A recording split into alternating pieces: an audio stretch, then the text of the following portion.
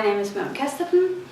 I'm art director at the Delegate Entertainment, and for the last couple of years now I've been working on the Deponia trilogy, and my function was art direction, and that basically entitles finding the look of the game and keeping it together.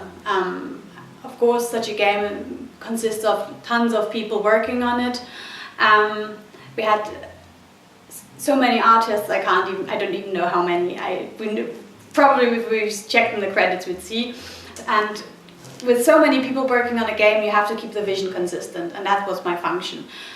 And on the other side, I also actually worked on the game. I animated. I animated the walk of Rufus, for example, and I also worked on the cutscenes. That was my main job next to art direction.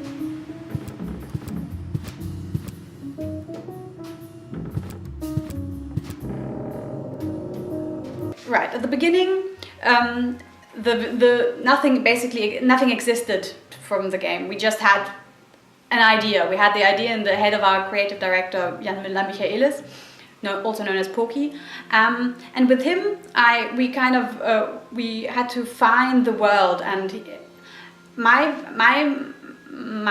job was the character design. He had done basic sketches of the characters, and I took those and tried to find the look, because he just did very rough things which looked rather wobbly, and we had to find a refined and pretty look which we wanted to represent. So he told me, we talked about the characters, he told me a lot of stuff, and so I tried to find my vision, and we had, going back and forth, we kind of found how Rufus would look in the refined thing. And what I really like about how we found the characters, because Rufus was basically a cooperation. I showed Poki my sketches. He wanted him to be really steampunky, and but he was too steampunky, and we took an old version of Rufus which he drew. His old character had this vest which usually our trash people who take away the trash wear, and we kind of put that into the steampunky Rufus, and he got a really own feeling after that. And also Rufus's face was a bit different, and Poki just came and said, okay, this nose, and he just drew the nose into my character, and we had the final thing. It was really fun to see. This is Rufus in the first version of Poki. This is what I had to go on. It was basically just a vision of the character, kind of like this grumpy guy. But Poki's thoughts on it was that he was supposed to be kind of steampunk. And here we came fairly near to what Rufus was going to be, but he was a bit too large, too big, too human proportioned. So we wanted to have him cartoonier, and he had too much stuff on him. But this was kind of the face. We wanted to have the hat, and I refined the face. And Poki just came and said, "Okay, but change the nose." Here you can actually see the old nose, which is still, which I rubbed out, and he drew in the black nose. That's what Rufus ended up looking like. Here are some versions of his colors. Yes, this was our colors at the beginning. This was too military, like warlike. And here we had a version where he looked even more than like Guybrush Threepwood than he already does. We kind of noticed there at this point, so we changed it a bit more radically with the colors. And here, yes, and then finally we added the vest. The vest, which the original character also had, and this gave him a bit more unique style. That he wasn't just the steampunk character. He was really weird. And also with Goal, with her, the main character, I sort of did scribbles, and she was a little bit more girly. And he was saying, "No, okay, I just kind of have this jumpsuit thing going."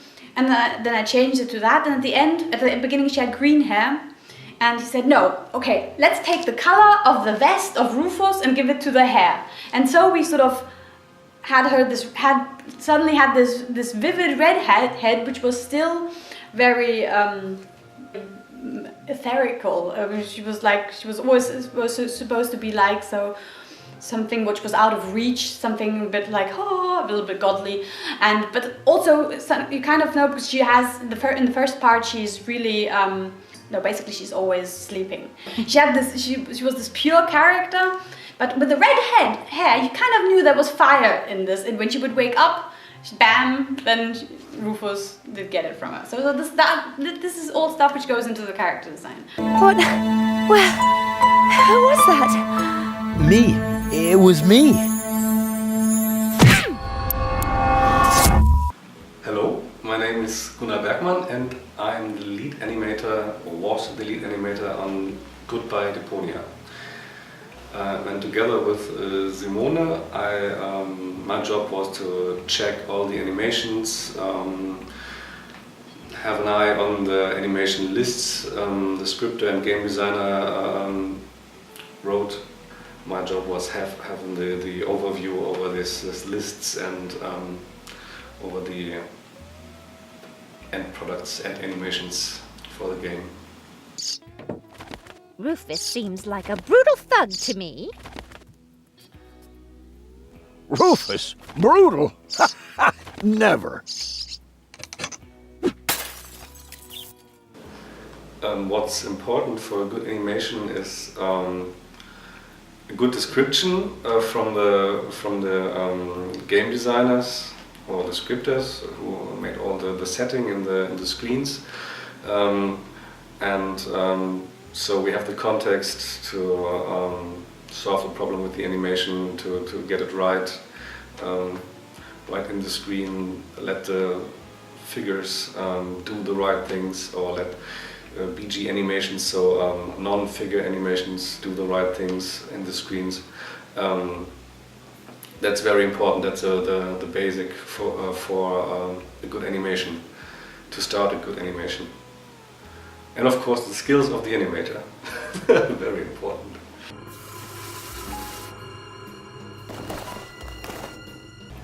So the difficulty between, or the difference between animations in film or TV or in games is, and that's what's often criticized, is that there is obvious less animation than in a film or in a TV series maybe. This is all about the time you have for a game. It's about the data space you have in a game. They have 24 pictures per second. We do around about 12 then. So that's why often animations are not so fluidly, or can't be so fluidly when it's hand-drawn stuff. We hold the flag for old school 2D animation, and in this case we have to make some cuts for this term. So it's if we do big animations, non-PC or non-console could play, of course it's too much data space.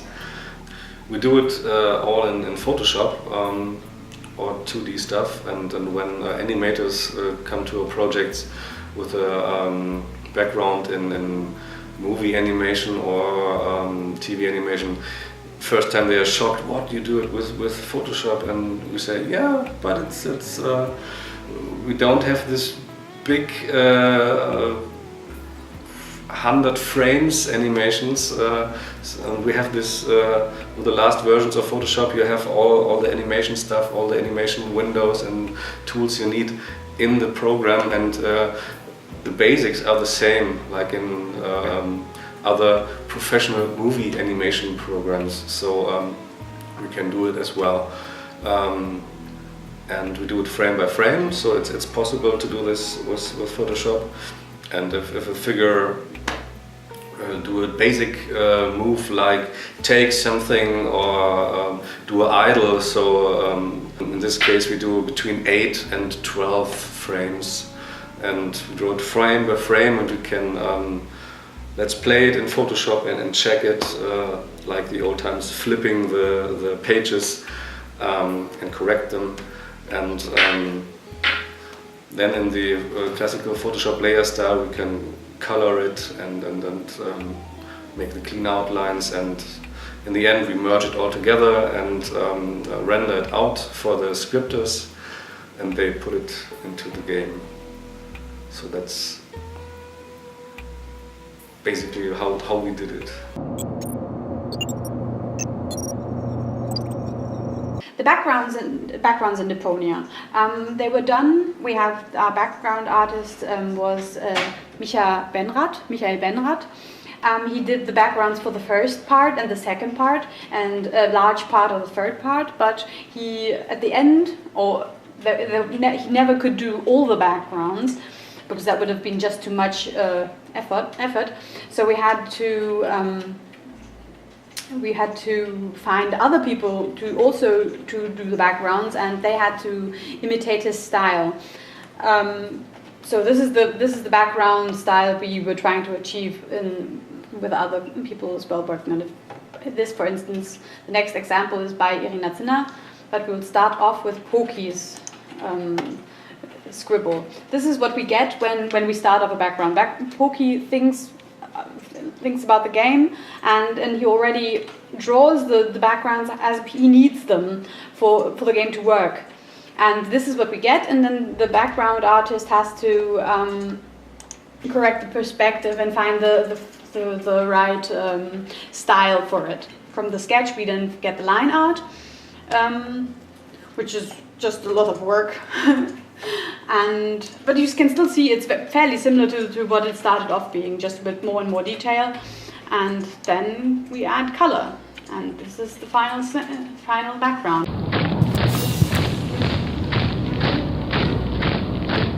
We have in Deponia we have the normal gameplay. There we have all animations and everything, but then sometimes to tell more of the story we need cutscenes, and these had to be worked on. We had to work on from a different angle than the in-game stuff, because basically if we would have done it like the in-games, we would have had to do Disney-like animation basically, because we would have just had complete animation scenes, which would have been far more than we could have done. So we sort of found a method which allowed us to tell the story without having to do so much as Disney does. And we basically, the method we used was, first we had a storyboard, which our creative director did, and from that I took these and found the key poses, and these were just cut apart and then animated as like puppets basically in After Effects. That was done by Rino Pelli.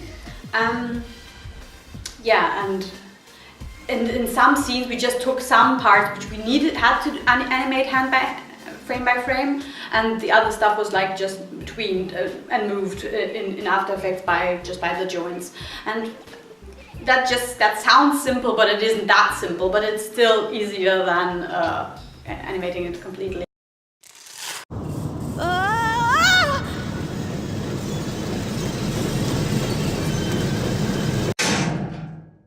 And that's how basically games work. You have a lot of people which need to work on one goal, complete effort, and that's what I like about games, because you sort of, nobody can really say, oh yes, I did this completely. No, it's always so many people which at the end create something very special, and nobody would have been able to do it alone.